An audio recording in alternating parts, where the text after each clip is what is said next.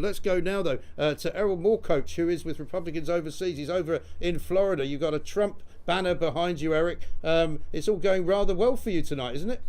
Oh, it's going great. And I mean, as we're seeing how the votes, trended early to Biden, but quickly came back to the Republicans starting to take the lead. I mean, look at the betting numbers. This morning, $400 paid $600 for Trump to win. Right now, that pays 135. I mean, that's Vegas, baby. Money talks and losers walk. Well, it really does. It seems extraordinary, Eric, that we are in this particular place, because it doesn't seem as though the polls closed all that long ago. We were told, first of all, that it was going to be a landslide for Biden. Then we were told it was going to be quite close. And I appreciate that some people will say, well, hang on, we'd have to wait and see what happens in Pennsylvania. We have to wait and see what happens in Wisconsin. We have to wait for Michigan. But what do you make of all that? Well, yeah, I mean, we do have to respect the fact that there is votes coming in, and we're actually pretty confident that a lot of those votes, mail-in votes and later counted votes, will be in our favor. And some of the counties that they stopped counting in Pennsylvania, for example, are ones that we defeated Mrs. Clinton in. And so, while we have to obviously, not count our chickens before they hatch. I mean, you have to just look at the metrics. You have to look at the turnout everywhere. I mean, just take note that the NASDAQ futures are up 3.6% on this sort of swing, and the Chinese yuan is tanking. The sun is setting for China Joe and those back alley deals with the CCP. That blue wave, it became a red tide. You go back to the 1,000-point stock gains on Monday and Tuesday, kind of leading into this. So the writing was on the wall. The Democrats just refused to see it. They saw it as more of an artisanal graffiti, perhaps, rather than the solid chiseled in stone. Yeah. Fact that our voters were going to come out. Our ground game was huge. 1 million doors during the DNC, 1 million doors during the RNC. That was a ground game they couldn't match. Our rallies were unprecedented. They couldn't get 12 people out there. Can you imagine the honk honk? I mean, it was unbelievable. Honk your horn, honk honk. I mean, it was like if somebody was making a sort of a mirage of a campaign, it would have been what Joe Biden ran. And now they're sort of seeing it. It's not over yet, but man, do we feel confident tonight? We're very grateful and eager to see how the morning comes. And Florida was kind of the start of it. But what I've been told by those who are, say, for example, not exactly on Donald Trump's side, Florida was already a Republican state. Texas was already a Republican state. But it wasn't a Republican state by very much in Florida. And it looks as though that Trump has somehow increased the Republican vote there. Yeah, that's an excellent point you make. And when you consider the Miami-Dade County, for example, which is heavily blue, you had 100,000 maybe new voters come in there. You have the Cuban population who saw Donald Trump take a stand against socialism. You have a huge contingent of Venezuelans who are actually in Florida, who, that used to be the richest country in South America. They're eating cats and dogs right now. So, I mean, the people who have that experience of the horrors of socialism, the horrors of what perhaps the left-wing party could do with a senile sort of weekend at Bernie's candidate, the Harris administration, we should call it.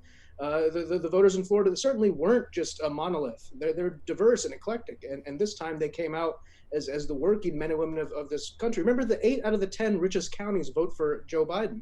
That used to be the party of the working man. No longer. And Florida's a working man state. As a resident here, I'm proud to say that.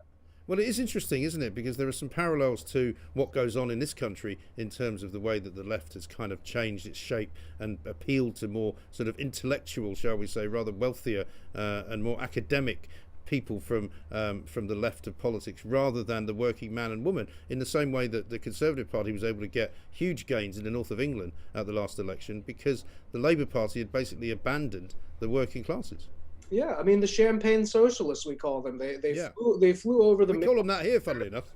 They made fun of their religion. They made fun of their destitution. They made fun of the fact that they shipped their jobs abroad and sold them the same car they used to make for 6.6% interest.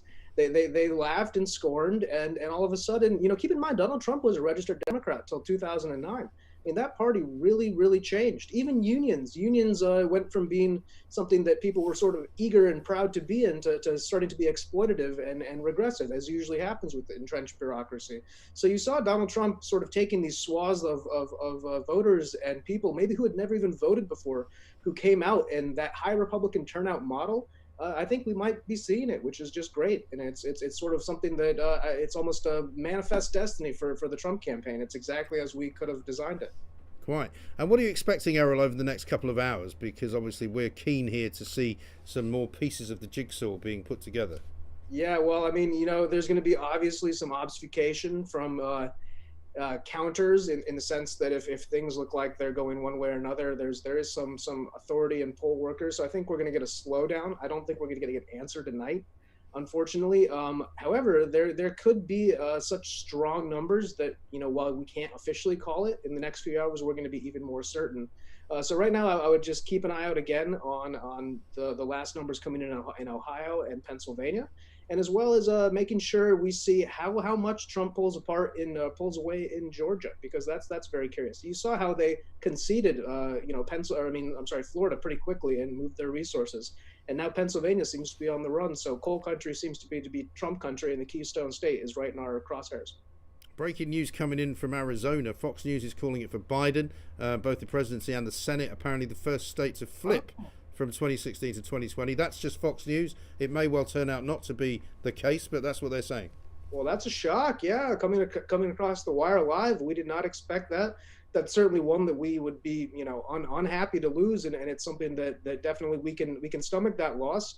But we can't stomach much more of that. So if that indeed is what pans out, that's really unfortunate for the Trump campaign, and certainly will swing some of the momentum back in Biden's favor. But we still have a lot of cards in our bag, and we believe that we can take things like Nevada and Minnesota. So that's really unfortunate to hear, though. I'm really surprised by that. I'm sorry to be the bearer of bad news, Errol. As well, I assume, John. Well, yeah, I mean, as I say, it is one of those nights where things will come as a surprise to some people, and perhaps as a very pleasant surprise to others. Erol Morkoc, thank you very much indeed. He's, of course, with Republicans overseas. He's in Florida. What do you make of that? We're sitting here, of course, now with Darren Morris, Arizona, Fox News calling for Biden.